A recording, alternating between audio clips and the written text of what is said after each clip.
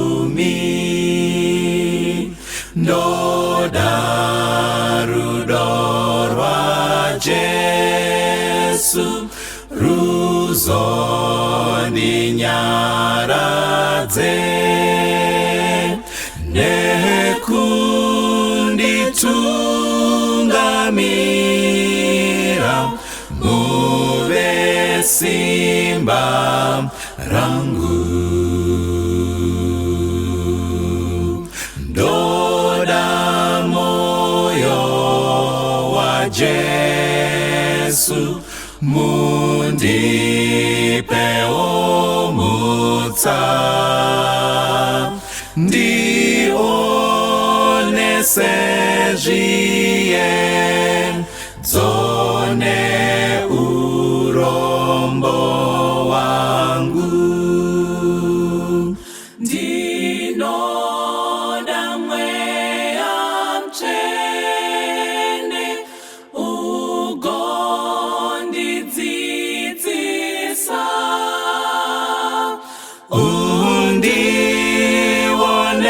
Undionese Jesu Muponesi wangu Ndino mudanyi Jesu Ndichamuonanyi Muri mumrarahu Ngupachigaro chenyu Pamwene vana venyu Ndichafara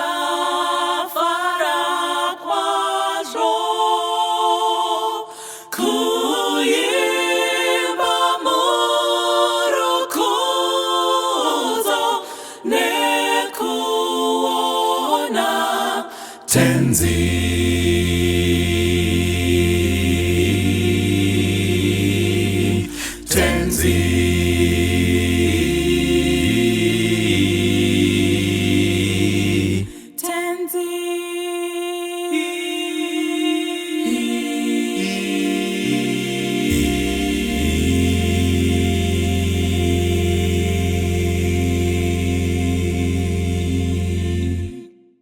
Baba ndouya kwamuri hakuna umwezve kuti mandisiya ndega ondinoyendepi ndodahira iye zvino Jesu wandifira ropa rakera kuchenesa ini mwana wenyu ndomdawira ndinzwe simba renyu zvidiso zvangu zvazadzwa mune inonguva ndodahira iye zvino Jesu wandifira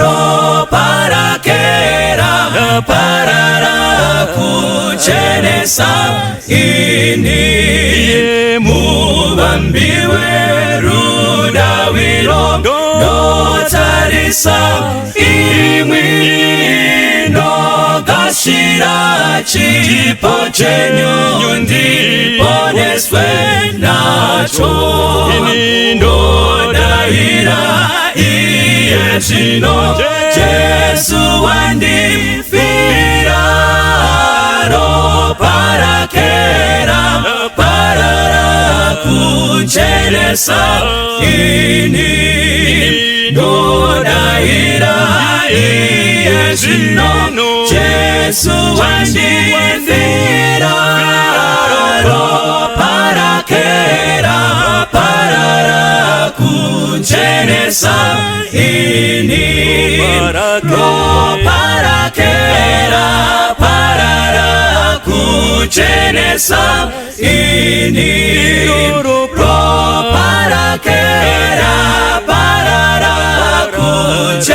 kuchenesa ini roparakera parara kuchenesa ini.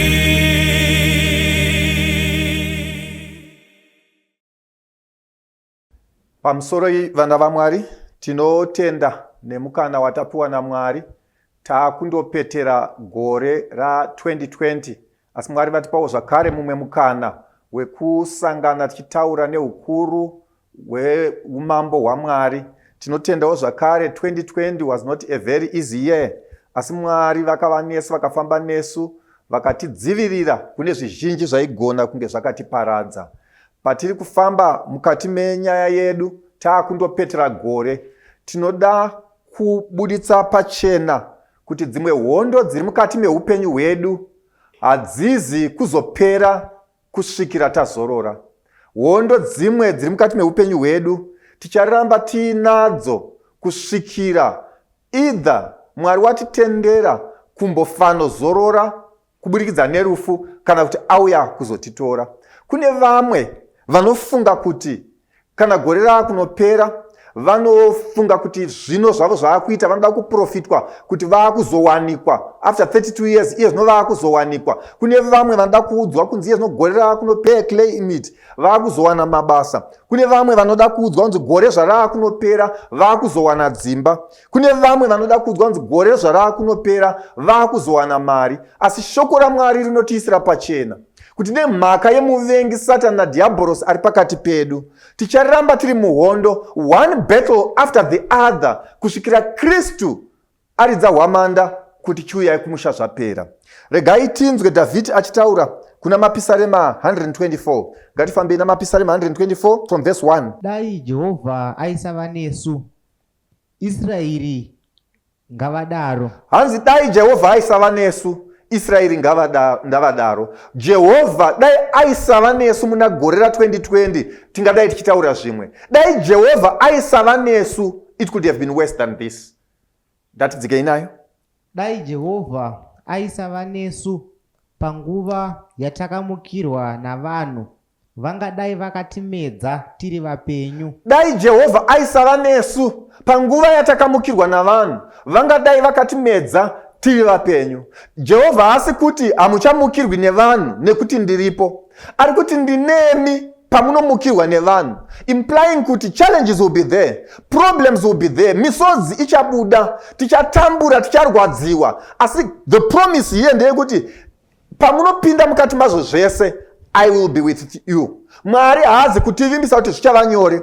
Mwari haasi kutivimbisa kuti pachadhilivharwa varume vachipuwa kune vasina kuroorwa. Mwari haasi kutivimbisa kuti kuchadhilivharwa mari ichipuwa kune vasiri. Mwari haasi kutidhilivhara kuti vanorwara vese vachapona. Ari kuti vacharwara, pachachemwa, pacharwadziwa, asi nyangwe zvakadaro, I will never forsake you. I will be with you. Regai tidzike nayo. Vangadai vakatimedza tiri vapenyu panguva yatakamukirwa nehasha dzavo. Zvikanzi panapa naDhavhidhi, ko vakatimukira mazuva avakatimukira, dai Jehovha akanga asi nesu, zvingadai zvakasvika papi? Vangadai vakatimedza tiri vapenyu. Saka Dhavhidhi ari kubudisa pfungwa panapa yekuti upenyu hwanga usiri nyore. Pane matare akagarwa, pane maponde akawadzirwa bute richimwayiwa, pane mazita akanyorwa akaiswa mudzipfuko achideketerwa kuti minyama yese dei yaenda, pane mazita akateketerwa kuti havafaniri kubudirira. Asi Dhavhidhi ari kuti dai akanga asiri Jehovha vangadai vakatimedza tichiri vapenyu. Dai akanga asiri Jehovha zvakabuda sekuda kwavo tingadai tisi kutaura nyaya tiri kukurukura nhasi. Dai akanga asiri Jehovha tingadai tisingaverengwe pakati pavapenyu. Pedzisai kuiverenga. Mvura zhinji ingadai yakatifukidza, rwizi rungadai rwakapfuura napamusoro pomweya wedu. Mvura zhinji inozvikudza ingadai yakapfuura napamusoro pomweya wedu. Jehovha ngaarumbidzwe, iye usina kutiisa kuti tiparadzwe nemano avo. Thank you. Saka zvikanzi naDhavhidhi, Jehovha ngaarumbidzwe, ndiye usina kutiisa pakuparadzwa. The battle was there. Hondo yakarwiwa. Ende Mwari haasi kuzoti hatirwi hondo idzi. Asi Mwari assurance yaari kutipa ndekuti hatiparariri muhondo iyi. Zviri kutaurwa naMwari panapa ndezvekuti hondo tichasangana nadzo muupenyu uno. Kana tichiverenga kaJohani achinyora kubhuku razvakazarurwa achidescribe mumazuva ataakurarama anaya towards the end of the world, anoti zvino kutambudzika kukuru kuchavapo, kunyanya kuno vanotenda Mwari kusati kwakamboonekwa. Zvikanzi dai nguva iyi isina kupfupikiswa, even the elect would not stand, implying kuti the elect will go through nguva dzakutambudzika dzakaoma. Vasanangurwa, vatsvene vaMwari vachapinda muhondo dzinorwadza, vachapinda mukutambudzwa kukuru. Zvikanzi dai Mwari anga asina kupfupikisa nguva iyoyo, even vatsanangurwa havaigona kumira. Saka nyaya yedu ndeyekuti ngatinzwisisei chinhu ichi. Dambudziko ratiri kutambudzika naro muzuva ranhasi, it's not the same challenge that we had last year. It's not the same challenge that we had last month but one. Dambudziko ratichatinetseka naro mugore ra2021 handiro dambudziko ratinaro mugore rineri. Zviri kutaurwa naMwari ndezvekuti ndiri kupinda nemi, hondo dzorwiwa, ndokupai simba, tokunda hondo, but kana taikunda hatisi kuzorora. There is another battle yakatimirira. Dzimwe nguva muupenyu hwechikristu tinosvika pakuda kugive up, tinosvika pakuremerwa nepakuneta kuti ngenyi zvichidai kwandiri nguva dzese. At what point is God going to intervene? Munoramba makanyarara Mwari kusvika zvadini? Zveupenyu hwangu nhai Mwari ndiwo mugove wangu here panyika yavapenyu? Asi Mwari oti mumazuva anatiri anaya, mumazuva ataakurarama anaya, kune vanonamata zvichaoma kudarika zvazviri. Hanzi matambudziko atichasangana nawo achaoma kudarika akambosanganikwa nevakatanga. Asi Mwari ari kungotivimbisa bedzi kuti achava nesu panguva idzodzo, pakurwiwa kwenyaya idzodzi Mwari achatitungamirira. Bhaibheri ichitsanangura nyaya yematambudziko rinoti nguva iyi it is just the beginning of birth pains. Zvikanzi mavambo bedzi ekurwadza kwepamuviri. In other words, pamuviri kana pachirwadza hapatangi ne-intense pain, panotanga nema-intervals ari kure. Pain ichiti ma-contractions achiti akaitika, pakaita pain pombosungunura, pakaita pain pombosungunura, uchimboitawo dzimwe nguva dzaunozorora. But as the time draws nigh, ma-intervals anoenda achishoteneka, pain inoenda ichikurumidza kuuya, ende inoenda ichiwedzera ichiita intense. Zvikanzi ndo zvichaita munguva idzo dzatiri kurarama dzinoidzi. Matambudziko tichava nayo, hondo tichava nadzo, dzinogona kutanga zvishoma nezvishoma. Nhasi warwai yoita seyapera, omboti zororei mbichana, mangwana orwai. But as time progresses, chikristu chako pachiri kukura, the intervals are being shortened. Uchibuda mune imwe hondo hauna nguva yekunyatsozorora, uri kupinda mune imwe. Nhasi ndinhasi pauri kutaurwa kunzi kubasa hakuna kumira zvakanaka, vari kuda kuritrenja. Mangwana ndimangwana pauri kutaurwa kunzi mwana adonha mumuti akatyoka ruoko, kuswera mangwana kumusha hakuna kumira zvakanaka. The intervals are being shortened. It is just but the beginning of birth pains. Saka Mwari havazi kutivimbisa zororo, vari kutivimbisa kuti sungai zviuno, torai nhumbi dzekurwa nadzo, mirai savarwi vakasimba, nekuti zvamakatarisana nazvo hamuna zera nazvo. Asi hei vimbiso iripo, in this battle you will not be alone. Vazhinji kana tasvika munguva dzakadai vanenge vari kuda kuprofitwa kuti iye zvino dambudziko ranga rakakwira raakuzopera. Vanenge varida kuzoprofitwa kuti iye zvino you are now being delivered. Asi Bhaibheri riri kuti deliverance ichigere kusvika. For now, let's brace for war. Muhondo yatiri kupinda imomo, the various and numerous battles dzatichapinda madziri, chatongoziva bedzi ndechekuti Mwari anenge anesu. But rufaro rwedu panyaya yose iyi rwuri pakuti hondo dzatasangana nadzo dzasiya Satani aina mavanga. Hondo dzatasangana nadzo dzasiya Satani navatumwa vake vaine misodzi. Hondo dzatasangana nadzo dzasiya varoyi vekumusha kwenyu vachikurukura nokuti havana kumboona zvakadai. Sevamwe mbuya vekwamutoko vakati handisati ndamboroya munhu kairini. Uri munhu akaita seiwe. An acknowledgement yekuti this battle, as much as it is a battle for us, hondo ihondo hapana anoifarira, hondo ihondo hapana anoitarisira, but as much as it is a battle, mufaro wedu uri pakuti idzodzo dzatakamborwa dai Jehovha akanga asinesu dzingadai dziri dzimwe nyaya.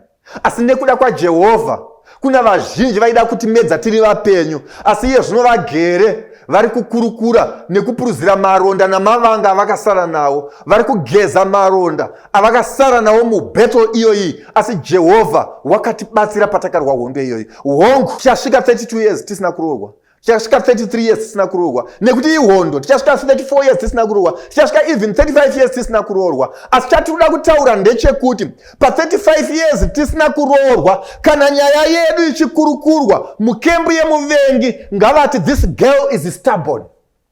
35 years asina kuroorwa, but she remains stubborn.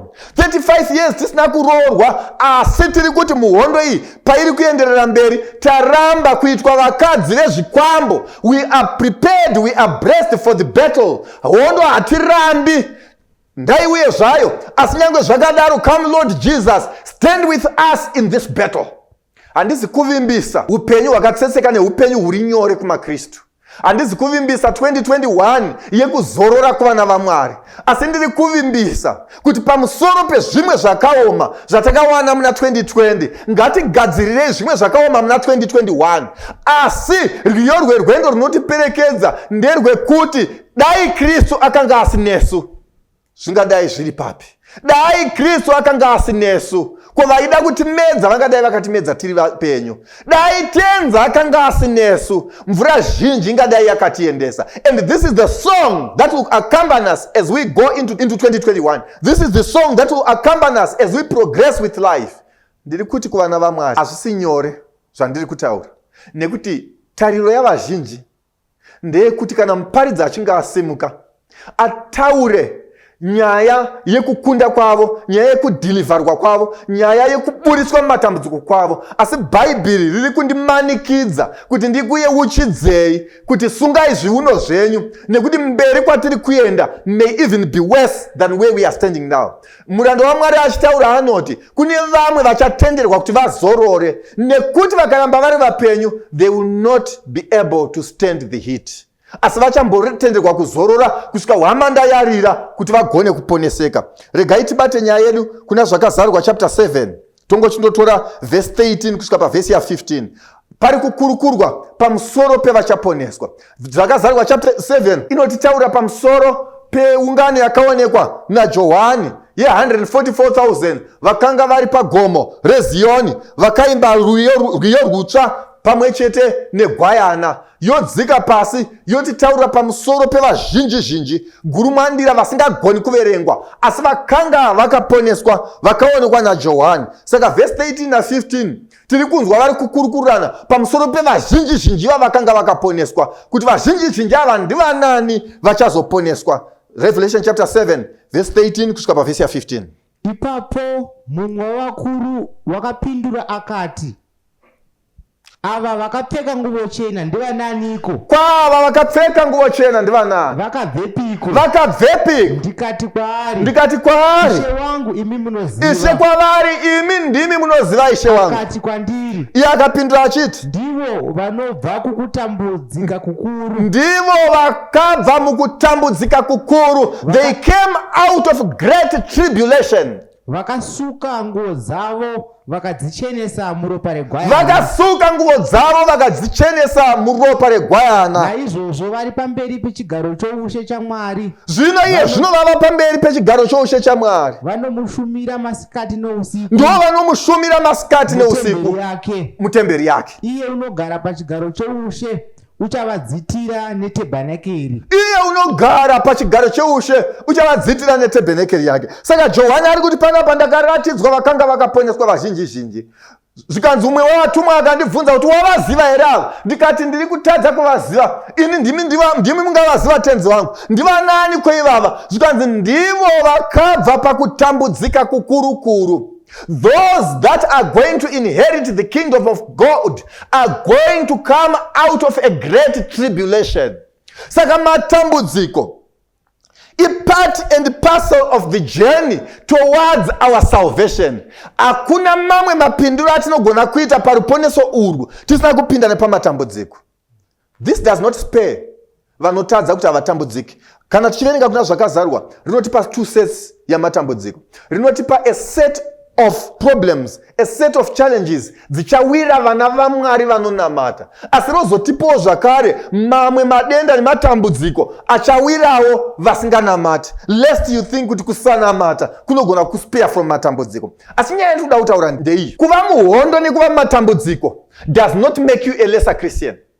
Kuva muhondo nekuva matambudziko does not mean kuti iwe hausi nani kudarika vamwe vakanamatirwa nyaya dzavo dzikaita. Mwari anogona kungobvuma hake kuti dzimwe nyaya dzimbopodzwa for reasons best known to him. Ndosaka zvichinzi Namani akarapwa maperembudzi, asi vaivapo vazhinji munguva yake vaive nemaperembudzi asi havana kurapwa. Dzaivapo shirikadzi zhinji dzakanga dziriko mazuva aElijah, asi Mwari wakangosarudza yekuZerapathi kuti ndo inofanira kuchengeta Elijah. Dzaivapo dzimwe nedzaiva pakati paIsraeri. Saka hazvirevi kuti kana vamwe vawaitamba navo vakawanikwa vakabata vana pamavoko ako, zvoreva kuti ivavo ndo maprayer warriors. Ava vanhu vari kukoina mazita ava, vanhu vari kudaidza vanhu vachivapa mazita ivavo, asi mumaziso aMwari the real warriors are those that are in the battlefront. The real warriors are those that are facing the challenge. The real warriors are those that are confronting the enemy. The real warriors ndo vachakamira vari kuti kumba kwedu hakurariki kana kusina kuitwa munamato. Kumba kwedu ihondo tinotomuka tichinamata kutira. Those are the real warriors, because it is certain for us to be saved we will come out of great tribulation. The real warriors are those whose marriages are shaking, asi vari kuramba vakabata mamarriage avo nekuda kwezita raJesu. The real warriors are those vachemedzwa because of my relationships, asi kunyange zvakadaro havana kubva pakutenda kwavo. Vari kuti Mwari sezvakataura vakomana vatatu vanoti hatizonamati chimufananidzo ichi, Mwari wedu uchatirwira. Asi kana akasarudza kusatirwira, kunyange zvakadaro tichamunamata. Those are real warriors. Pane kutaurika kunoitika mumacycles echiKristu, kunoita sokunge kana matambudziko akaramba achikuwira you have weakened pakunamata kwako. Pane kutaurika kunoitika kubva pavaparidzi kana tichiparidza, kunoita sekunge kana matambudziko akaramba anewe tinoti chinja height yako, chinja platform yako, chinja pauri kurwira hondo dzako, kwira nazvo. Yes, tiri kureva kuti imbofamba nezvinhu izvi uende nazvo mureal iri spiritual, urwe hondo dzako uri imomo. Asi hatizi kuti kana wapinda imomo zvatopera. Tiri kuti battles will continue to be there, but chinotisimbisa muhondo idzi is the presence of a God who will go with us into these battles. Ndiri kutaura nemwana waMwari panguva anga akukuunika, anga akuneta, ari kuti I have been praying for my situation kwemakore mazhinji. Ndakatsanyira nyaya iyi kwamakore mazhinji, ndakakwira mugomo navazhinji tichinamatira nyaya iyi kwamazuva mazhinji, ndakataurira vafundisi vazhinji vakandinamatira, but it looks like the more they pray the worse my condition becomes. Yes, ndo zvazvinofanira kuita, nokuti bhaibheri riri kutiudza panapa kuti Satan ari kuda kutimedza tiri vapenyu.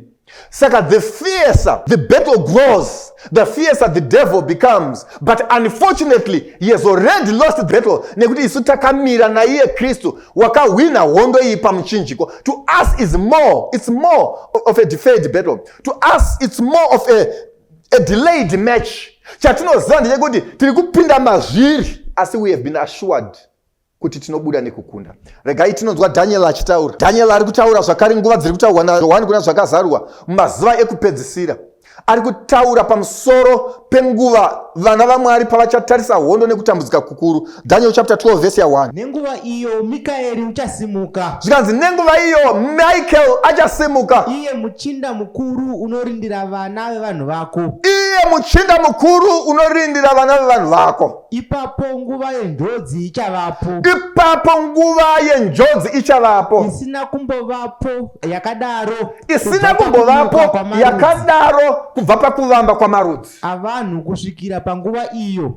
Nenguva iyo vanhu vako vacharwirwa, ivo vose vakanyorwa mubhuku. Zvikanzi zvino chinzwa unzwe, nguva iyo ichasimuka Michael akuda kunogumisa zvinhu. Before we get to the end of the world, zvikanzi pachava nenguva yenjodzi, pachava nguva yekutambudzika kukuru. Zvikanzi ichidescribwa naDaniel, hanzi nguva yakadai haina kumbovapo kubva pakusikwa kwenyika. Nguva yakadai haina kumbovapo kubva pakuvamba kwendudzi dzavanhu. Nguva yakadai haina kumboonekwa kubva pamagenerations akatitangira. Zvikanzi zvino kuchava nekutambudzika kukuru kusakamboonekwa. Asi iye muchinda anorindira vana vevanhu, anorwira vasanangurwa vaMwari, anorwira vakanyorwa mubhuku, anorwira vakanyorwa muchanza cheruoko rwaMwari. Zvikanzi uchavarwira kuti ivavo vakunde. Let's sum this together. Zvakazarurwa atitaurira kuti nguva dzekutambudzika dziri kuuya. Zvakazarurwa atitaurira kuti vakaponeswa, they were coming out of great tribulation. Johani achitaura mune rimwe bhuku razvakazarurwa anototi iye ndakaona vazhinji zhinji vakanga vakagurwa misoro nekuda kwevhangeri iri, mweya yavo ichidaidzira iri pasi pechigaro chaMwari, kuti kusvikira rini nhai tenzi muchirega kutonga vagere panyika, kusvikira rini muchirega kutsiva ropa revana venyu. Zvikanzi asi vakanzi imbomirai kwechinguva chidiki kusvikira vamwe vanofanirawo kupfuura nepamakapfuura navo nhamba yavo yaringaniswa. Implying kuti Mwari unoziva, God being God, aigona kumisa hondo, asi anoziva kuti haasi kuda kuhwina nyaya iyi unjustly.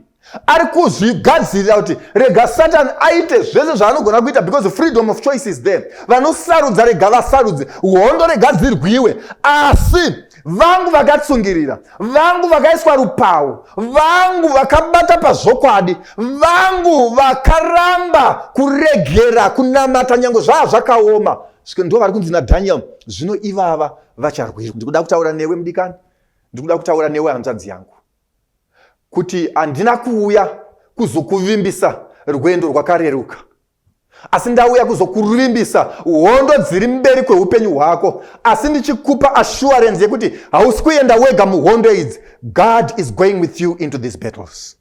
Ndikutaura newe mudikani wangu, rarisina kuchipa goreri. Tinogona kutaura zvakawanda pamusoro pegore rino, tinogona kutaura nhoroondo nengano zhinji pamusoro patakafamba gore rino, tinogona kutaura nyaya zhinji pamusoro pemarwadzo ezvatakasangana nazvo mukati megore rineri. But neither am I promising you a better 2021. What I'm promising you is a victorious journey into 2021. Kuti hondo tichasangana nadzo, but here is where our comfort lies. Patinosangana nehondo, tichipedza hondo, tiri kutarisa hondo yatapedza tichikunda nekuda kwaMwari.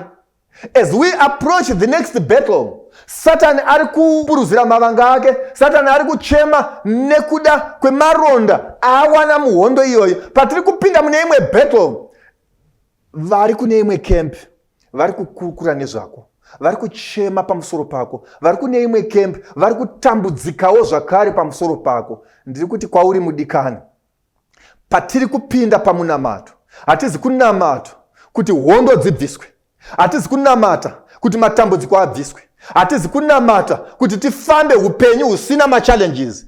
Tiri kunamata kuti Ishe, kana musiri kuenda musatirege tichienda, asi kana tiri kuenda Mwari endaiwo nesu. Tiri kunamata kuti Ishe, idzi hondo dziri pamberi pedu, muhondo yedu naSatani, Mwari maziso edu akatarisa pamuri. Patiri kunamata tiri kuti Mwari, it has not been easy for us. Miviri yedu mavanga. Tiri kuti Mwari, dzatarwa hondo dzatiita wiri, we are getting tired. Asi Mwari, kana dzichiripo dzinofanira kurwiwa, kuda kwenyu ngakuitwe. Mwari achitaura naJoshua, pana Joshua chapter 13 verse 1, anoti zvino wakwegura wakura wava namakore mazhinji, asi dzichiriko nyika zhinji dzinofanira kuva dzenyu. Saka naizvozvo hondo dzinofanira kuwinwa kuti imi mutore nyika dzandakakupai. Ngatinamate vana vaMwari. Baba wedu ari kumusoro kudenga, Jehovha ndiro zita renyu, imi mutsvene wamasimba ose. Zvino ndinokwirawo pamberi pechigaro chenyu nehama dzangu idzi, ndauyawo nehanzvadzi dzangu Mwari. Munoziva pavakachemedzwa, mavanga avo haana kuvanzika pamberi penyu Mwari, misodzi yavo haina kuvanzika kwamuri Mwari. Munozviziva Mwari zvavaita go through in this short life. Munoziva Mwari how fierce the battles have been. Asi kunyange zvakadaro, ndiri kukumbirawo Mwari wangu namuponesi. Makati kurwa ndekwenyu asi kukunda ndekwedu. Idzi hondo ndinodzikumikidza mukati memaoko enyu, kuti nyangwe mukatitora hedu Mwari tichipfuura nemadziri, asi tivimbe chinhu ichi, kuti handisu tiri kudzirwa nyangwe tiri madziri, asi Jehovha wedu unotirwira. Iye Michael will stand up for us. Kudzwai Jehovha namatwai nokusingaperi. Muzita raJesu namata.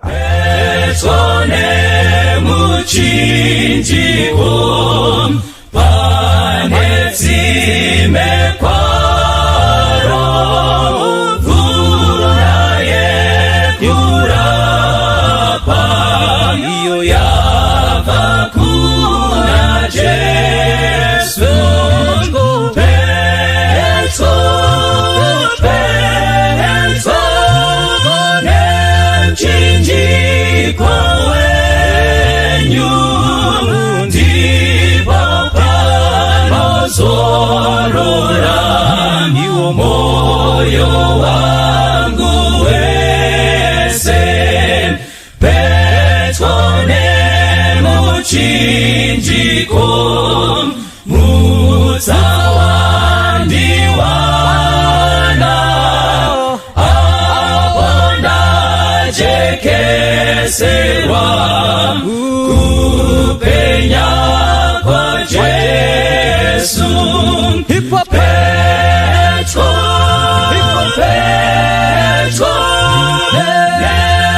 mchinjiko wenyu ndipo panozorora moyo wangu wese petone muchinjiko ndomuona Jesu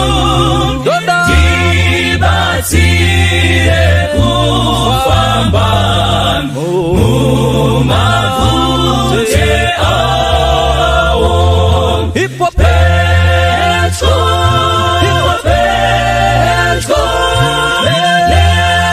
nemchinjiko wenyu ndipo panozorora moyo wangu wese unapenzane muchinjiko ndorinda ndoimba yakarandizosvika iyo kwerwizi ona petro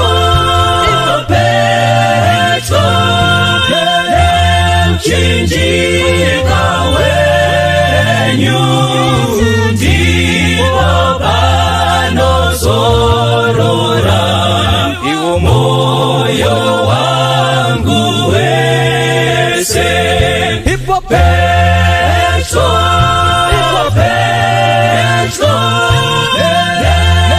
mchinjiko wenyu ndipo panozorora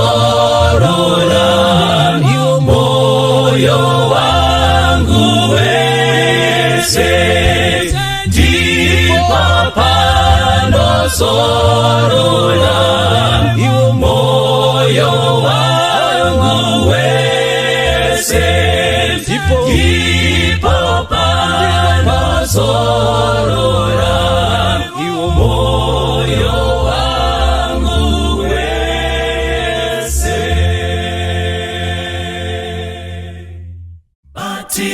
Batidzanyiyo mwenje yenyu nokuti Jesu ave pedyo. Batidzanyiyo mwenje yenyu nyika iwane ruponeso. Batidzanyiyo mwenje yenyu nokuti Jesu ave pedyo. Iye ave pedyo. Iye ave pedyo. Zvioneso zvino tiudza.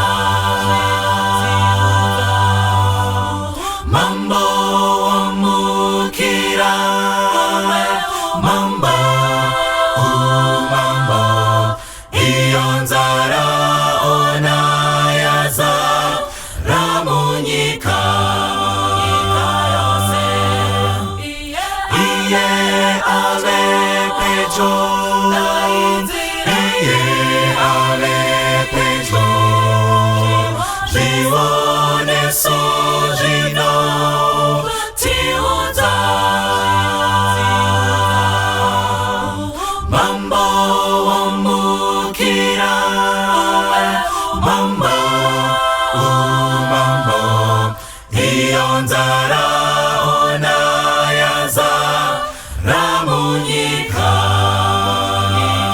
yose Simukanyi mose Mula ozenze mose Jesuano uya Jesuano uya Iye uya nekukasika Imidai zirani Oh yeah, oh yeah, oh yeah.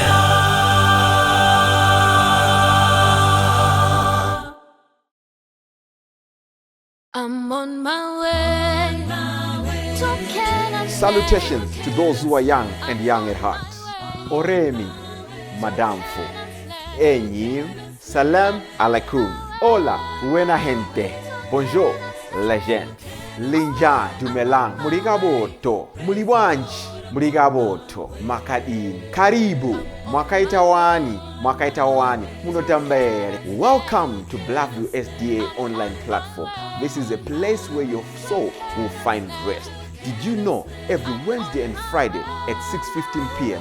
we have consistent midweek prayers? Not only that, during the day from Monday to Friday, if you need a soulful song, please tune into our platform and indeed you'll find rest for your soul. On Sabbath, which is Saturday, we have services from 8:30 right up to 6 p.m. What do you expect to find? We have got the church at study, Sabbath school, music, it's story time. Even our little ones, the children, will find solace on Blackview online worship platforms. Yes, not only are they going to receive a powerful sermon for them, but including the songs, and they'll sing the songs of Zion in the comfort of your home. Yes, you are waiting for the power hour as we receive the beautiful words, the wonderful words that come from the word of God. In the afternoon, we have got powerful discussions, not only for the young, but even for the old, as we prepare this journey on this planet Earth before the sundown.